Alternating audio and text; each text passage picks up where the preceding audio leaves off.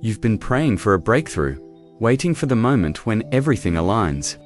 When the doors open wide, but suddenly people start disappearing. Friends, family, acquaintances once loyal, now distant. It's almost as if God is deliberately removing them from your life right before your big moment. This isn't a coincidence.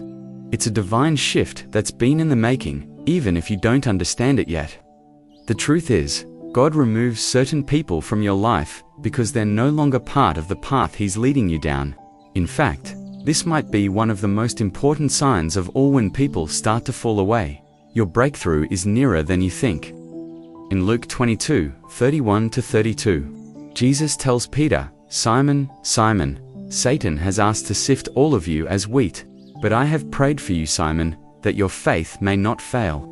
This is a reminder that sometimes, before the blessing, the testing comes. Just as Jesus allowed Peter to be sifted, God allows certain people to be removed because they cannot carry you where you're headed. Their presence, whether knowingly or unknowingly, might be hindering you from stepping fully into the calling God has on your life. The people who leave might have been holding on to the old version of you, keeping you trapped in a cycle of familiarity and comfort. But God doesn't want you stagnant. He wants you to grow, to evolve, to become who He created you to be. Might even question why people you thought were meant to be with you in this season are suddenly distancing themselves. The answer is simple: God is making room for what's next. Romans 8:28 tells us, "And we know that in all things God works for the good of those who love Him, who have been called according to His purpose." These people who leave, no matter how painful or shocking it may feel, are part of the refining process. They're being moved out of your life to make room for the people who will walk with you in the next season. This is God's protection over you. It's often the case that when you're about to step into your destiny, the enemy works overtime to keep you connected to the wrong people.